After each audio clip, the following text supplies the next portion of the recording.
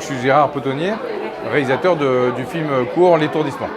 Alors j'ai fait d'autres courts-métrages, donc voilà, qu'on fait aussi des festivals. J'ai fait des séries courtes en télé et là je viens de finir mon premier long-métrage. Alors L'étourdissement, c'est d'abord une rencontre avec un auteur qui s'appelle Joël Egloff, qui a écrit 5-6 romans, enfin 6 romans même, et qui j'ai un jour lu un de ses romans qui s'appelle L'étourdissement, donc même titre que mon film. Et on a décidé enfin je l'ai contacté et on a décidé de travailler ensemble sur l'écriture d'un premier court-métrage.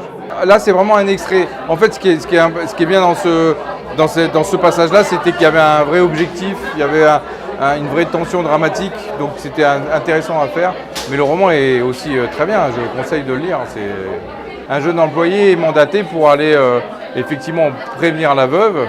Et voilà, et ces deux personnages n'arriveront pas à le dire en fait. Il y a une espèce de courbe dramatique.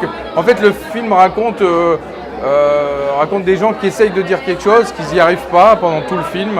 Et à la fin ils arrivent à dire ce qu'ils veulent dire sans les mots. C'est-à-dire juste par un regard. Et donc voilà, on s'entraîne pour dire quelque chose. Quand on arrive au moment où on doit le dire, on n'y arrive pas. Et on y arrive d'une autre manière, beaucoup plus, on va dire, sensible, sensorielle. Il y a une courbe en fait dramatique qui fait que on y va pour dire quelque chose, on se motive pour essayer de trouver les mots pour consoler la veuve. On s'embourbe dans quelque chose qui nous dépasse, c'est-à-dire qu'ils n'arrivent pas à le dire pour telle ou telle raison. Il y a plein d'étapes. Il y a d'abord le palier, il y a le couloir, il y a le salon. Après le salon, il y a plein de choses qui font que c'est toujours reporté, que c'est toujours impossible à dire.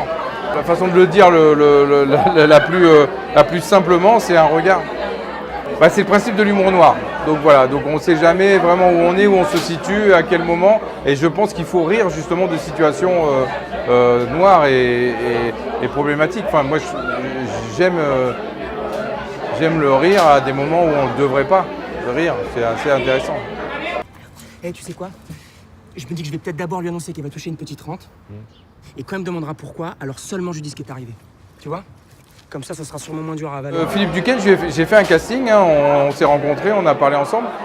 Il a apporté beaucoup de sensibilité parce que finalement c'est lui qui insulte toute l'énergie. On a l'impression que c'est un personnage